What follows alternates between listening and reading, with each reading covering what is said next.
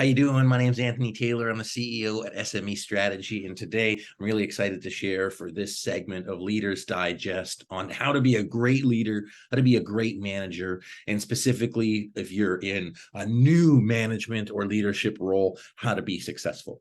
So if you haven't subscribed to Leaders Digest already, it's a great way to get tools, perspectives to support you in your leadership journey. And it's a critical part of strategy implementation, but also like having the tools to make life and work be great for you.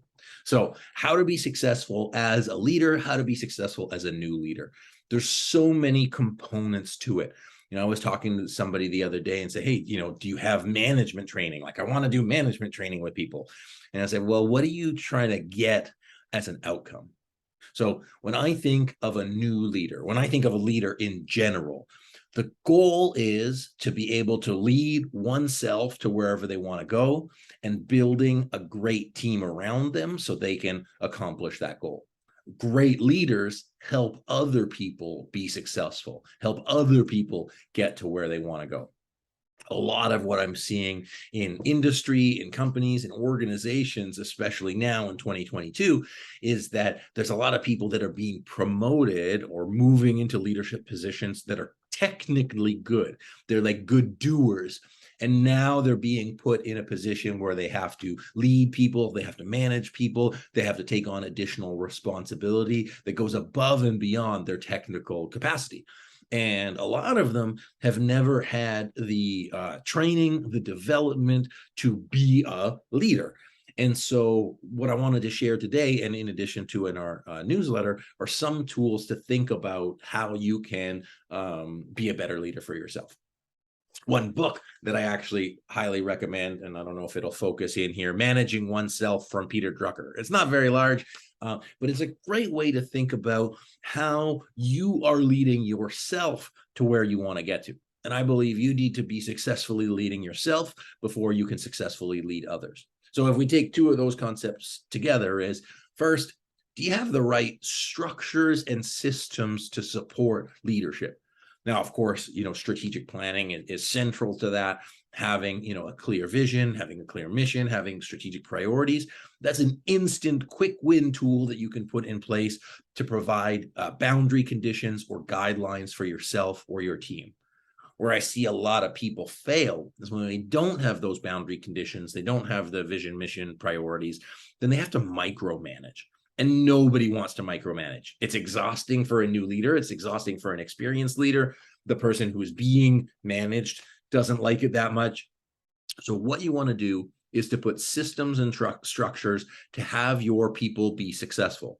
Do they know how to win? Do they know what the rules are? Do they have the right frameworks to communicate and get information to the person that they need in the right amount of time? A lot of people, when they think about like meetings, oh, I don't want more meetings. I don't have enough time to do this. I'm busy doing other stuff.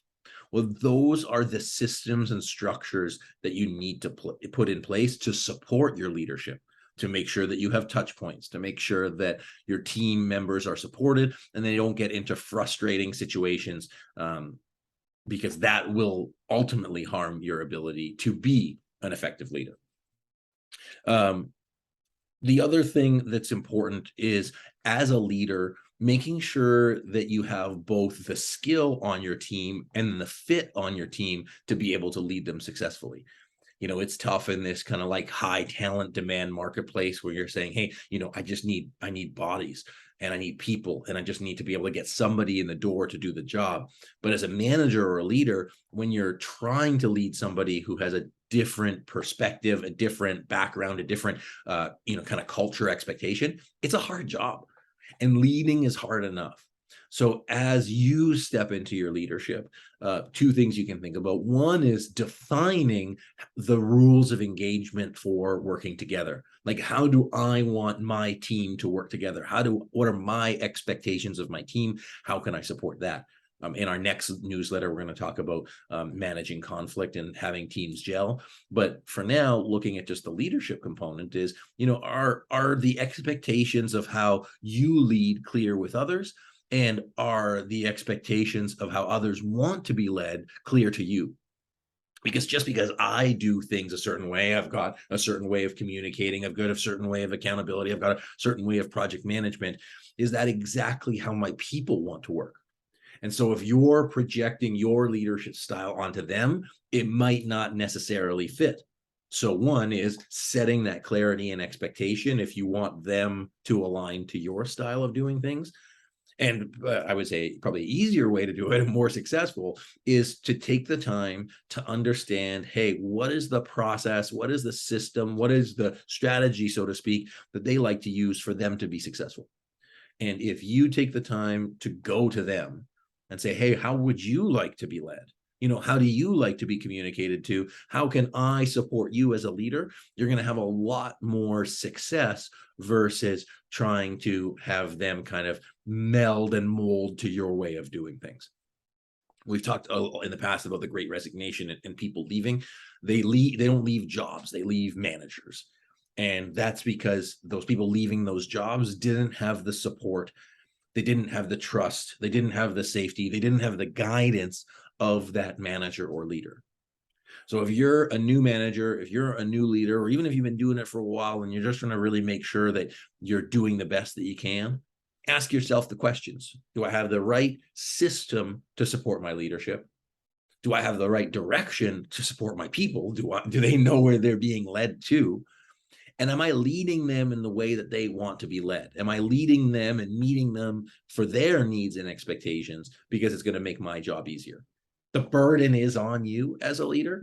And so adapting to that and to understand that is critical. That's a good first step. Reading this newsletter is a great second step. And really evolving your own ability and skills to manage people. You're going to get the results at the level of your leadership.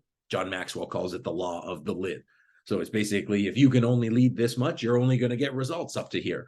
So what do you need to do to expand your ability to lead? Maybe it's structures and systems. Maybe it's communication. Maybe it's understanding. Maybe it's empathy.